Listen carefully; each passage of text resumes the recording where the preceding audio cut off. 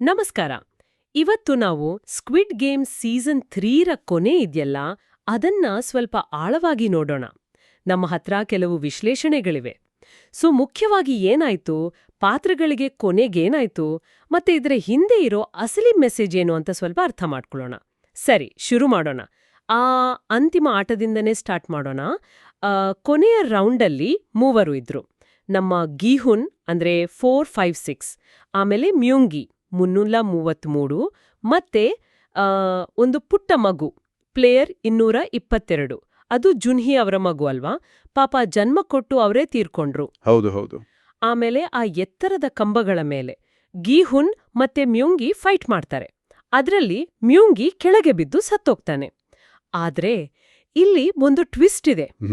ಯಾರೂ ಆ final button ಒತ್ತಿರ್ಲಿಲ್ಲ. ಆ ಸಾವು ಲೆಕ್ಕಕ್ಕಿಲ್ಲ. ಆಟ ಆಕ್ಚುಲಿ ಮುಗಿರ್ಲಿಲ್ಲ. ಕರೆಕ್ಟ್.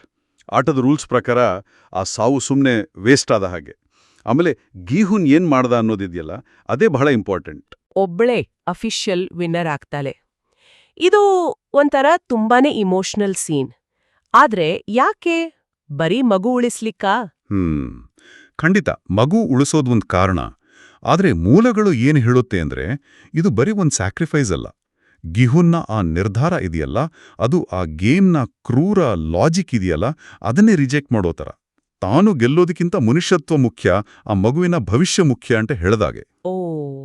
ಇದು ಒಂದ್ ರೀತಿ ಹೋಪ್, ಅಂದ್ರೆ ಭರವಸೆ ತೋರಿಸುತ್ತೆ. ಆದ್ರೆ ಇದರಲ್ಲಿ ಒಂದು ಸ್ವಲ್ಪ ಕಾಂಪ್ಲೆಕ್ಸಿಟಿ ಕೂಡ ಇದೆ. ಕಾಂಪ್ಲೆಕ್ಸಿಟಿನಾ? ಅದು ಹೇಗೆ? ನೋಡಿ, ಅಂದ್ರೆ ಅವನು ಆಟದ ನಿಯಮಗಳನ್ನ ಮೀರಿ ನಿಂತ್ರೂ ಕೊನೆಗೆ ಒಬ್ಬ ವಿನ್ನರ್ನ ಕೊಟ್ಟಾಗಾಯ್ತು. ಅಂದ್ರೆ ಆ ಸಿಸ್ಟಮ್ ಅನ್ನ ಅವನು ಪ್ರಶ್ನೆ ಮಾಡ್ದ, ಆದ್ರೆ ಆ ಸಿಸ್ಟಮ್ನ ಒಳಗೇನೆ ಒಬ್ಬ ಗೆದ್ದವನು ಹುಟ್ಟದ. ಗೊತ್ತಾಯ್ತಾ? ಹೌದು ಹೌದು, ಅರ್ಥ ಆಯ್ತು. ಸರಿ, ಆಟದ ನಂತರ ಏನಾಯ್ತು? ಆ ಫ್ರಂಟ್ ಮ್ಯಾನ್ ಪಾತ್ರ ಇನ್ಸಾಂಗ್. ಫ್ರಂಟ್ ಮ್ಯಾನ್ ಇನ್ಹೋ ಅವನು ಇಡೀ ದ್ವೀಪವನ್ನೇ ಸ್ಫೋಟ ಮಾಡಿಬಿಡ್ತಾನೆ. ಯಾಕೆ ಅಂದ್ರೆ ಸಾಕ್ಷಿ ಎಲ್ಲ ನಾಶ ಮಾಡೋಕೆ.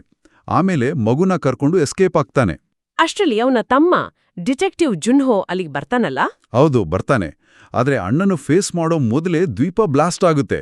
ಇದು ಏನ್ ತೋರಿಸುತ್ತೆ ಅಂದ್ರೆ, ಆಟದ ಈ ಚಾಪ್ಟರ್ ಮುಗೀತು ಅಷ್ಟೇ, ಆದ್ರೆ ಅದರ ಹಿಂದಿರೋ ದೊಡ್ಡ ಸಿಸ್ಟಮ್ ಏನಿದೆ ಅದು ಇನ್ನೂ ಇದೆ.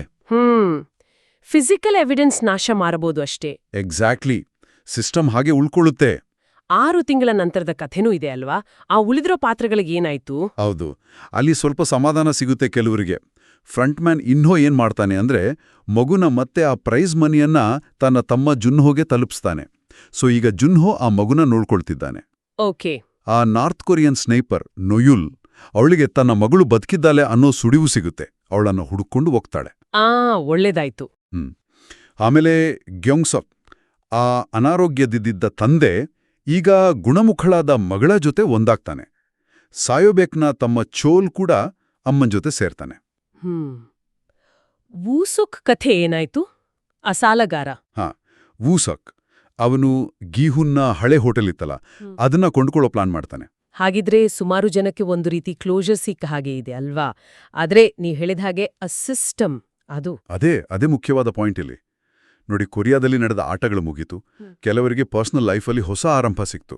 ಗೀಹುನ್ನ ತ್ಯಾಗ ಒಂದರ ಮಾನವೀಯತೆ ಗೆಲ್ಲುತ್ತೆ ಅಂತ ತೋರಿಸುತ್ತೆ. ಆದ್ರೆ ಆ ಗೇಮ್ಸ್ ಹಿಂದಿನ ದೊಡ್ಡ ಸಿಸ್ಟಮ್ ಏನಿದೆ, ಗ್ಲೋಬಲ್ ಸಿಸ್ಟಮ್, ಅದು ನಾಶ ಆಗಿಲ್ಲ. ಅದು ಹಾಗೇ ಇದೆ. ಹೌದು, ಅದು ಬೇರೆ ಕಡೆ ಶಿಫ್ಟ್ ಆಗಿರ್ಬೋದು, ಅಥವಾ ಬೇರೆ ರೂಪ ತಗೊಂಡಿರ್ಬೋದು.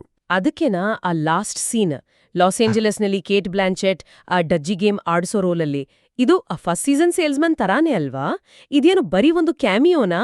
ಖಂಡಿತವಾಗಲು ಅದು ಸುಮ್ಮನೆ ತಮಾಷೆಗೆ ಇಟ್ಟಿರೋ ಸೀನ್ ಅಲ್ಲ. ಕ್ರಿಯೇಟರ್ ಹ್ವಾಂಗ್ ಡಾಂಗ್ ಹ್ಯೂಕ್ ಹೇಳೋ ಪ್ರಕಾರ ಇದು ಕೊರಿಯಾದ ಕತೆಗೆ ಫೈನಲ್ ಎಂಡ್. ಆದರೆ ಆ ಸೀನ್, ಆ ಕೇಟ್ ಬ್ಲಾಂಚೆಟ್ ಪಾತ್ರ, ಅದು ಗೇಮ್ಸ್ ಇಂಟರ್ನ್ಯಾಷನಲ್ ಆಗಿ ಹರಡ್ತಾ ಇದೆ ಅನ್ನೋದಕ್ಕೊಂದು ಕ್ಲಿಯರ್ ಇಂಡಿಕೇಶನ್. ಅಂದ್ರೆ ಸ್ಪಿನ್ ಆಫ್ಸ್ ಬರಬಹುದಾ? ಬರ್ಬೋದು. ಅಮೆರಿಕಾದಲ್ಲೋ ಅಥವಾ ಬೇರೆ ದೇಶದಲ್ಲೋ ನಡೆಯೋ ಸ್ಪಿನ್ ಆಫ್ಸ್ಗೆ ದಾರಿ ಮಾಡಿಕೊಡ್ತಾ ಇದೆ ಅನ್ನೋ ಥರ. ಇದೊಂದು ಮುಖ್ಯ ಪ್ರಶ್ನೆ ಕೇಳುತ್ತೆ. ಒಂದು ಕಡೆ ಈ ಆಟ ನಿಂತ್ರೆ ಅದು ಇನ್ನೊಂದು ಕಡೆ ಬೇರೆ ರೂಪದಲ್ಲಿ ಶುರುವಾಗುತ್ತಾ ಅನ್ನೋದು. ಹಾಗಾದ್ರೆ ಓವರಾಲ್ ಆಗಿ ಈ ಎಂಡಿಂಗ್ನ ಸಾರಾಂಶ ಏನು? ಗಿಹುನ್ನ ಸಾವು, ಉಳಿದವರ ಕಥೆ, ಈ ಗ್ಲೋಬಲ್ ಹಿಂಟು ಎಲ್ಲ ಸೇರಿ ಏನ್ ಹೇಳುತ್ತೆ? ಸಿಂಪಲ್ ಆಗಿ ಹೇಳಬೇಕಂದ್ರೆ, ಗಿಹುನ್ನ ತ್ಯಾಗ ಸೋಲಲ್ಲ, ಅದೊಂದು ಭರವಸೆಯ ಸಂಕೇತ. ಸಮಾಜದಲ್ಲಿರೋ ಅಸಮಾನತೆ ಇದೆಯಲ್ಲ, ಅದರ ಮೇಲೆ ಒಂದು ಶಾರ್ಪ್ ಕಾಮೆಂಟ್ರಿ ಇದು. ಮತ್ತೆ ಆ ಕ್ರೂರ ಸಿಸ್ಟಮ್ ವಿರುದ್ಧ ಒಬ್ಬ ವ್ಯಕ್ತಿಯ ಅಂದ್ರೆ ವೈಯಕ್ತಿಕ ಮಾನವೀಯತೆಯ ಹೋರಾಟವನ್ನ ಇದು ತೋರಿಸುತ್ತೆ. ಹೌದು. ಆದ್ರೆ ಕೊನೆಗೆ ಆ ಸಿಸ್ಟಮ್ ಎಷ್ಟು ಸ್ಟ್ರಾಂಗ್ ಆಗಿದೆ, ಎಷ್ಟು ಆಳವಾಗಿ ಬೇರುಬಿಟ್ಟಿದೆ ಅನ್ನೋದನ್ನು ಇದು ತೋರಿಸುತ್ತೆ. ಸೊ ಕೊರಿಯಾದ ಗೇಮ್ ಮುಗೀತು, ಆದ್ರೆ ಗೇಮ್ ಮುಗಿದಿಲ್ಲ, ಬೇರೆ ಕಡೆ ಮುಂದುವರಿಯತ್ತೆ. ಹೌದು. ಕೊನೆಗೆ ಯೋಚನೆ ಮಾಡೋಕೆ ಒಂದು ವಿಷಯ ಇದೆ ನೋಡಿ.